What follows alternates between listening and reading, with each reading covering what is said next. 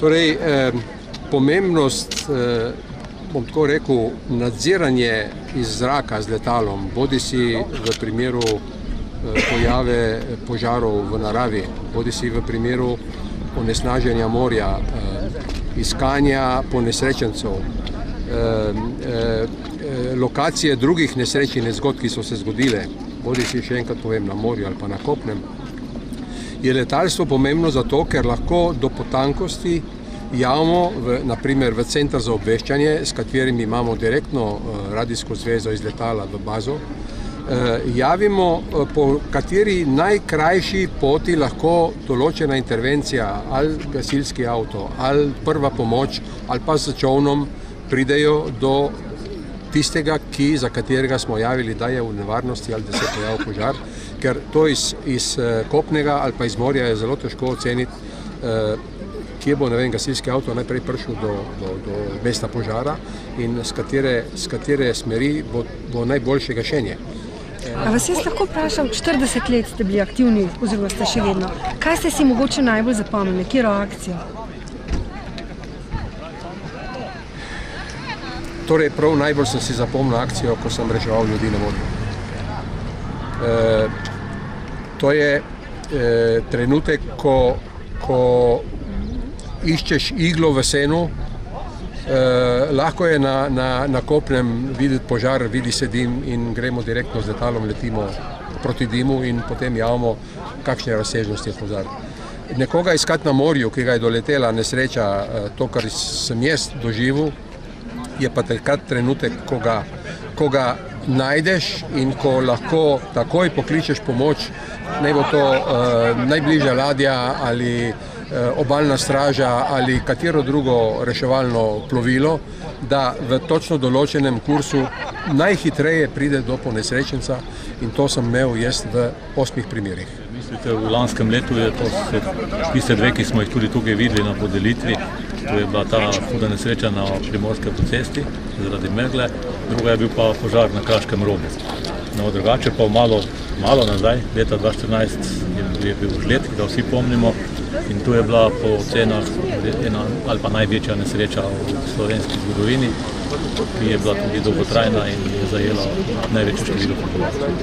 Se v Sloveniji zavedamo, kako pomembna je pravzaprav civilna zaščita, kako pomembni ste pripadniki civilne zaščite? Jaz mislim, da se včasih sicer pozabijo, ali pozabimo ne, mi ne pozabimo, ampak jaz mislim, da je načeloma ja.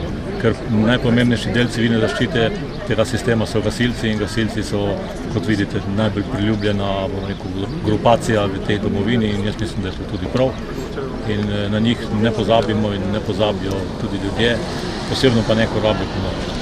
Koliko ur ima vaš dan? Poznate vsemurni delovnik? No, dobro, se pravi, če ni kaj posebnega, potem je v redu, ko pa pride take stvari, potem pa ni. Ne vprašamo nobeden, ne samo jaz, tudi ostali ne vprašamo za ure, čeprav nas pa tudi nosijo okrog časih in tako, ampak vse lepo. Predsednik države Borut Pahor je v govoru izpostavil, da sta za državljane pomembna varnost in mir. Kako je s to varnostjo v Sloveniji v primerjavi z Evropo? Kako smo varni? Je zagotovo, Slovenija je še vedno ena izmed najbolj varnih držav v Evropi, tudi na svetu, in zato je potrebno vlagati. To je tudi danes predsednik države povedal, on je tudi vrhovni poveljnik, tako da potrebno je vlagati v opremo, tako v policijo, slovensko vojsko, kot tudi sistem varstva pred naravnimi in drugimi nesrečami. Potrebno je vlagati v ljudi, se pravi v njihovo usposabljanje, izobraževanje in seveda tudi v materialna sredstva in v to, da negujemo to, kar imamo, kar smo zgradili v preteklih letih glede varstva pred naravnimi in drugimi nesrečami, se pravi prostovoljstvo. Vedno je potrebno tekočutno gledati, kje so profesionalne enote, so potrebne, kje pa je to, kar je unikum v Sloveniji, prostovoljstvo in negovati vse skupaj, povezovati vse skupaj, dopolnjevati tako, da človek takrat, ko pomoč potrebuje, dobuje najbolj učinkovito, pravočasno pomoč, tako da ni večjih žrtev ali na človeškem življenju ali na premoženju. Prosim.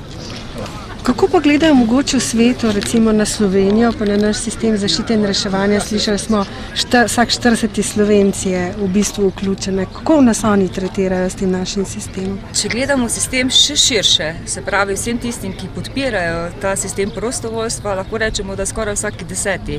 državljan oziroma državljanka vključena v sistem.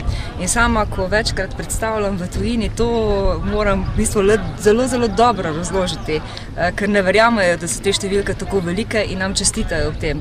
Pravzaprav ima skoraj vsak od nas v širši družini nekoga, ki je ali gasilec ali član neke druge reševalne enote, tako da res v Sloveniji je prostovoljstvo zelo, zelo razvito in mi bomo delali vse na tem, da to tudi ostane.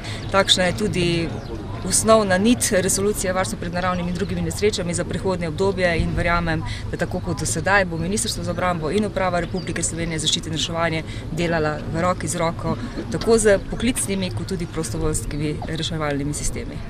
V sistemu civilne zaščite je približno 76 tisoč ljudi.